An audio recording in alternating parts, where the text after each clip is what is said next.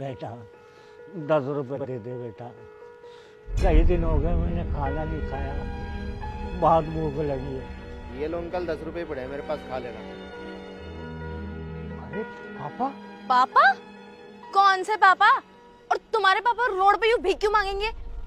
विपिन बेटा, तुम चलो मेरे साथ, मैं तुम्हें बताता हूँ। अरे पापा सुनो, अरे पापा।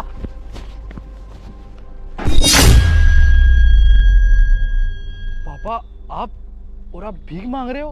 बेटा जब इंसान 3 दिन से भूखा तो उसे कुछ समझ में नहीं आता सिवाय भीख मांगने के। पर आप भूखे हो क्यों?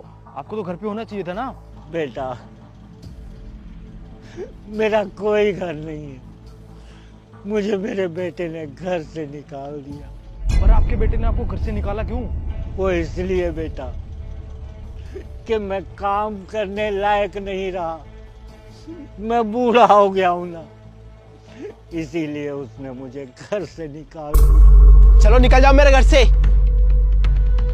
तुम्हारे दवाइयों का खर्चा उठा उठा के एक दिन मैं उठ जाऊंगा यहाँ से। अरे तेरा बाप हूं मैं, तेरा फर्ज बनता है कि तू बुढ़ापे में मेरी सेवा करे। अरे फर्ज तो मेरा ये भी बनता है ना कि अपने बीवी बच्चों का ध्यान रख सकूं, उनके खर्च उठा सकूं, लेकिन तुम्हारे खर्च के वजह से मैं उनका ध्यान नहीं रख पा रहा। निकल जाओ, तुम्हारे इस घर में कोई जगह नहीं है। लग रहा है मुझे कंगाल करके ही छोड़ोगे। आपकी दवाई के चक्कर में ना मेरी सारी सेविंग खत्म हो गई, मेरे जो घर में पैसे रखे थे वो सारे खत्म हो गए। अब तुम निकल जाओ यहाँ से, मैं तुम्हें देखना नहीं चाहता अपने घर में। अच्छा बेटा, मैं आज नौकरी नहीं कर पा रहा हूँ तो तेरे ऊपर बोझ बन गया। अरे बोझ ही हो आप, और इस बोझ को ना मैं अपने सर पे नहीं रख सकता। तुम निकल जाओ यहाँ से। तू मुझे बोझ ही समझ रहा है ना, तो तेरा बाप मर जाएगा लेकिन कभी तेरे घर पर नहीं आएगा। अरे मेरे लिए तो अच्छा ही है ना, और आना भी मत, तुम्हारा बोझ मैं और नहीं झेल सकता। दफा हो जाओ यहाँ से। अपनी 2 वक्त की रोटी के लिए चाहे मुझे भीख ही क्यों ना मांगनी पड़े तो वो मैं मांगूंगा। अरे जा, त्यागता हूँ तेरा घर। अरे निकलो ना, जाओ यहाँ से। बेटा उसने एक बार भी नहीं सोचा अपने इस बूढ़े बाप के बारे में कि मैं कहाँ जाऊंगा, कहाँ रहूंगा, क्या खाऊंगा, क्या पीऊंगा। विपिन, ये कौन है? मानसी, ये मेरे ना मुंह बोले पापा हैं। तुम्हें पता है जब मैं छोटा था ना तो मैं ना एक चाय की दुकान पे काम करता था, और वहीं पे मुझे ना पापा मिल रहे थे। मैं काम के साथ साथ ना पढ़ाई भी कर रहा था, तो इन्होंने मुझसे पूछा पढ़ेगा, तो मैंने इनको मना नहीं किया क्योंकि मुझे तो शौक था ना पढ़ने का, और स्कूल की सारी फीस भी भरी। और आज मैं जो भी कुछ हूँ ना वो सब ना मैं इन्हीं की वजह से हूँ। और आपने तो मुझे ना सड़क से उठा के इतना बड़ा आदमी बना दिया, पर मुझे नहीं पता था कि आप मुझे इस हालत में सड़क पे मिलोगे। और पापा आपके साथ इतना कुछ हो गया, आपने मुझे एक बार भी नहीं बताया। अरे मुंह बोला ही सही, और हूँ तो आपका बेटा ही ना। बेटा जब अपने बेटे ने धोखा दे दिया तो मैं तुम पर क्या उम्मीद लगाऊंगा। मैंने तो अपने दिल पर पत्थर रख कर यह सोच लिया था कि अब मुझे जिंदगी यूं ही गुजारनी पड़ेगी, भीख मांग कर इस पापी पेट को पालना पड़ेगा। आपने ऐसे सोचा भी कैसे कि आप मुसीबत में होगे और मैं आपकी मदद ना करूं? आपने इस गरीब बच्चे की ज़िंदगी संवार दी, तो मेरा ही फर्ज बनता है ना कि आपको किसी भी चीज़ की कमी महसूस ना होने दूं। आप चलो मेरे साथ, आज के बाद है ना आप है ना मेरे घर पे रहोगे। तो क्या ये अब हमारे साथ ही रहेंगे? हाँ ही मानसी, आज के बाद है ना पापा हमारे साथ हमारे घर पे रहेंगे। और पापा आपके एक बेटे ने आपका साथ नहीं दिया तो क्या हुआ, आपका दूसरा बेटा तो जिंदा है ना, आपको ना आगे किसी भी चीज़ की कमी महसूस नहीं होगी। आप चलिए मेरे साथ घर पे। ओए, ये तो वही बुड्ढा है ना जिसने मुझे सिगरेट पीते टाइम रोका था? हाँ ये तो वही है। मुझे लगा था ये अमीर होगा, लेकिन ये तो 2 कौड़ी का ड्राइवर है। इसने मुझसे पंगा लिया ना, इसे मैं छोड़ूंगी नहीं। अभी बताती हूँ इसे। अरे रुक तो सही। अरे बेटी ये क्या कर दिया तुमने, सारा पानी गिरा दिया। क्यों ना गिराऊं बाल्टी तेरी बुड्ढे, तूने उस दिन मेरे साथ बदतमीजी की थी, तूने मुझे सिगरेट पीते टाइम टोका था। अरे बेटा मैंने तुम्हारे साथ ऐसा क्या कर दिया, मैं तुम्हें सिर्फ समझा ही तो रहा था। अबे ओ, तेरी औकात क्या है मेरे सामने बोलने की? अब तू मुझे बताएगा कि मुझे क्या करना है और क्या नहीं। बेटा उस वक्त तुम पब्लिक प्लेस में सिगरेट पी रही थी, वहाँ बहुत से लोग होते हैं, छोटे छोटे बच्चे भी होते हैं, लेकिन बेटा उन बच्चों पर क्या असर पड़ेगा, इसलिए मैं आपको मना कर रहा था। मुझे ना बहुत अच्छे से पता है अपने भलाई के बारे में। अब तुझ जैसे 2 कौड़ी के ड्राइवर मुझे बताएंगे कि मेरे लिए क्या सही है और क्या गलत। उस दिन मैंने तुझे कुछ नहीं बोला था क्योंकि मुझे लगा था कि तू बहुत पैसे वाला है, लेकिन जब आज मैंने तुझे एक गाड़ी साफ करते हुए देखा तब मुझे पता चला कि तू एक मामूली सा ड्राइवर है और तू मुझसे बदतमीजी कर रहा है। अच्छा, तो आप मुझे ड्राइवर समझ रहे हो? चलो मैं मान लेता हूँ कि मैं ड्राइवर हूँ, लेकिन उम्र में तो तुमसे बड़ा हूँ ना, तो मैं इसलिए तुम्हें समझा रहा था। तुम्हें मालूम है तुमसे ज्यादा तजुर्बा मुझे है। अरे तुम्हारी औकात है हमारे सामने बोलने की?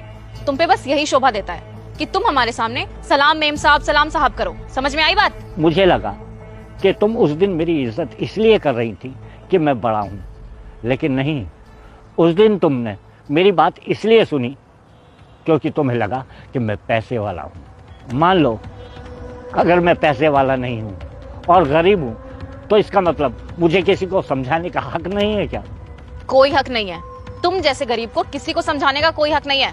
बेटी बहुत हुआ, तुम्हें तो बड़ों से बात करने की तमीज तक नहीं है। तमीज तो बहुत है बुड्ढे। तू ना मेरे साथ बकवास मत कर वरना बहुत मारूंगी तुझे। और अपनी औकात में रह, दोबारा मुझे टोका ना तो तेरे लिए अच्छा नहीं होगा। यार क्या हो गया, इतना क्यों सुना दिया उनको? अरे यार इसने मुझसे बहुत बदतमीजी से बात की थी उस दिन, और अब ऐसे लोग मुझे समझाएंगे कि मुझे क्या करना चाहिए और क्या नहीं। और मैंने इन्हें इसलिए सुनाया ना क्योंकि इनकी औकात नहीं है कि मेरे सामने बोल सके कुछ।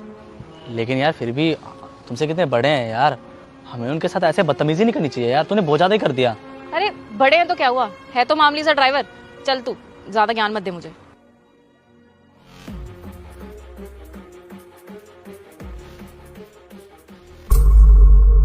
पापा आप टेंशन मत लीजिए, मैं उनका ही वेट कर रही हूँ। वो जैसे ही आते हैं मैं उनसे बात करती हूँ।